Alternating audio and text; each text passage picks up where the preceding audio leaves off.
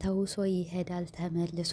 አቶ አብርሽ እንግዲህ ከተሰወረ 3 ቀን 4 ቀን እያስቆጠረ ነው። ትናንትናም እንግዲህ እነ ኤፍሬም እነ ሩታም ያው ተናግረው ነበረ። አብርሽ ያለበትን ደህንነት ወይም እንግዲህ ደህና መሆኑን ከልጁ ጋር እየተጫወተና ጥሩ ጊዜ ማሳለፉን አብርሽና ኤፍሬም ተናግረዋል ማለት ነው። ሄርሜላ ደግሞ እንግዲህ በዚሁ እያለቃቀሰች ነው። ይህ ምን ማለት ነው? የተውሶ ይሄዳል ተመልሶ። ዝሮ ዝሮ አብርሽ ወደ ሚስቱና ወደ ልጁ መመለሱ አይቀርም። እንግዲህ የሄርሜላ በጎችም እያለቀሱ ይገኛሉ። እንኳን ደስ አላችሁ ለልቀሷችሁ ማለት ነው። እኛ ድሮም ተው የሰው ባል አታለያዩ። ይቺ ልጅ ሩታ ብታለቅስ ዙሮ ዙሮ ደግሞ ሄርሜላ ነገ ጧት ማልቀሷ አይቀርም ተው ብለን ነበር ማለት ነው። ግን አንዳንድ ሰዎች አሰሙም ማለት ነው። ለምን ይሄ ነገር በእናንተ በራሳችሁ ጊዜ ስለምታደርጉት ለምን ምንድነው የምታደርጉት ስላችሁ ብዙዎቻችሁ የሰው ፍቅረኛና የሰው ባል ትቀማላችሁ። እኔ ወላሂ ያውቃለሁ ከዚህ ሀገር ይህ ሚስቲቱ ስራ ስትሄድ ማለት ነው ባልየው ከቤት ይቀመጣል ሙከይፍ እየተደበደበ። ከዚያ በኋላ ደግሞ ሌሊቱ ኢጃዛ ትመጣለች። ከዚያ በኋላ ደግሞ በቃ ከዚያ ስትወጣ ስትገባ ያያታል። ከዚያ በዘው ፍቅር ይጀምራሉ። ያ ማለት ከዚያ በኋላ በቃ ሚስቲቱን መሳደብ ትጀምራለች ማለት ነው። እንደ ሄርሜላ እና ብዙዎቻችሁ አገር ቤትም ሆነ ከሰው ሀገርም ያላችሁ ካላችሁ እንደዚህ ያለ ኑሮ ነው የምትኖሩት የምታደርጉት ማለት ነው። መተት ማመተት የምትሉ ደግሞ አፈር ብሉና ጌትዬ መተታችሁ ውጥት ይበልና። እኛ ስለ መተት በነገራችን ላይ የምናውቀው ነገር የለም። ይሄ መተትም ደግሞ የምታደርጉ ሰዎች ናቸው ስለ መተት የምታወሩ። አሰላሙ አለይኩም ወራህመቱላሂ ወበረካቱ። ድሬ የተከበራችሁ ቤተሰብ እንዴት ናቸው? አለሁ እኔ ደህና ነኝ አልሐምዱሊላ። እንግዲህ አብርሽ ከተሰወረ 3 ቀን 4 ቀን እየሆነ ነው። እኔ እኮ በቀደም የሆነ ልጅ መታ አብርሽ ተሰውሯልኝ አብርሽ ተሰውሯል ትለኛለች። ምንድነው ተሰውሯል አብርሽ ጠፍቷልኝ አለች። ኧረ አይሆንም ይሄ ነገር ብዬ መለስኩላትኝ። ከዚያ በኋላ ከዚያ ሌሎችም ያው ተሰውሯል እያሉ ይጽፋሉ። ያረቢ ይሄ ነገር የተደ ብዬ ነበር። ከዚያ ኤፍሬም በቀደም ከሙሽሪት ልበል እንዴ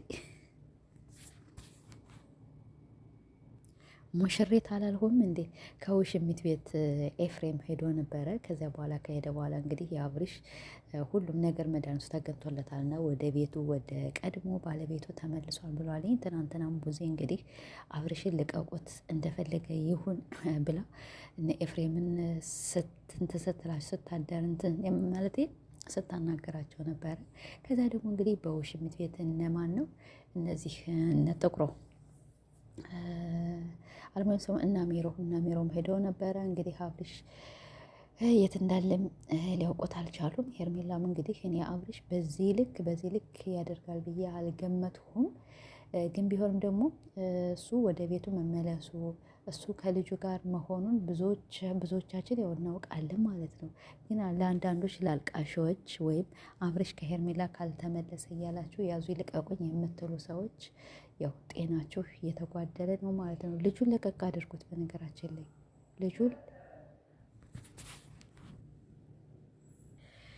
ዙሮ እሱ እንግዲህ ያው በደህና ጤንነትና በደህንነቱ እንደሚገኝ ሩታ ትናንትና ገልጻለች። አብርሽ ምንም ነገር አልሆነም ደህና ነው ብላለች። ምን ነው ውሽሚት ማለት ነው። የሩታ ቪዲዮ አላየሽውም እንዴ?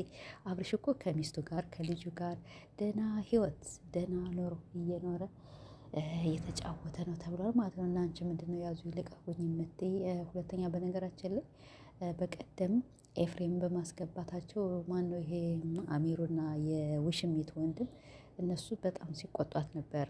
መቆጣት ሳይሆን እኔ እሱ ሲመጣ የሆነ ነገር አስቦና የሆነ ነገር ይዞ እንደመጣ ነው ሲናገሩ የነበረ። እነሱ ምንም ይዘው አልመጡም። በቃ ወድሻለሁ ናት ተወድሻለሁ ናት።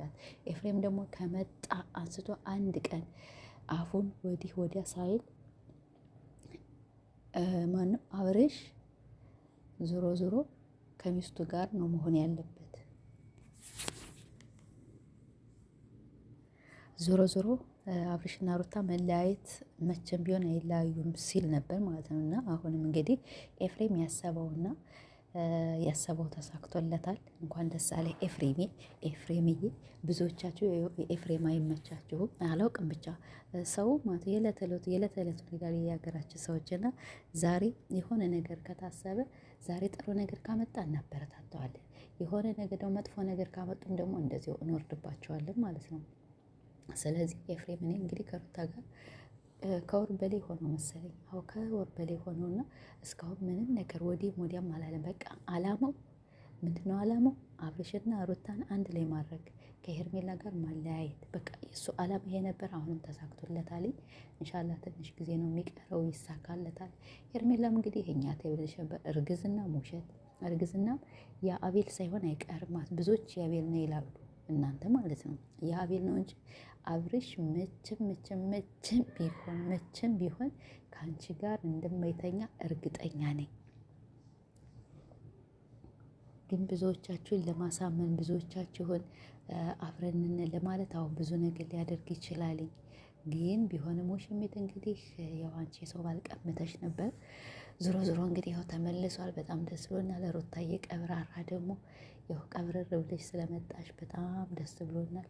አሁን ያው እንግዲህ ለራስሽ ጊዜ እየሰጠሽ ማንንም እንደማሰሚ ብዙ ጊዜ አዎ ይህ ሰው ይከፋዋል እያልሽ ለብዙ ሰዎች ዝም ብለሽ ነበር የምትኖሪ። አሁን ግን ያንን ነገር ቀርፈሽ ወደ ራስሽ ስለተመለሽ በጣም ደስ ብሎናል። ብቻ እንደዚህ ፏ እያልሽ ነይ ማለት ነው።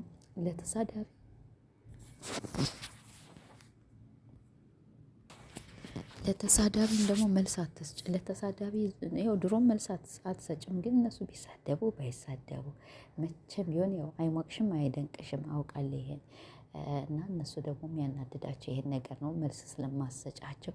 አንቺ ብቻ ተለተሉ በቤትሽ ነይ። ቤትሽ ያው 300,000 እንድትገቢ ብዙዎቻችን ቃላቸውን እንትን ያላሉና ይሄ ምንድነው 300,000 ይከበርልሻል። ብቻ ያው ደስ ብሎናል ቤተሰቦች ማለት ነው። ይቅርታ ማለት ነው እና ትንሽ የተንተባተብኩባቸው ያው ስራ ስላያስሆኝ ልጆች እየሄዱ እየመጡ ስለሆነ ወሬን ስለሚያጠፉብኝ ነው። እንግዲህ አብርሽ ተሰውሯል። አልተሰወረም እንዴ?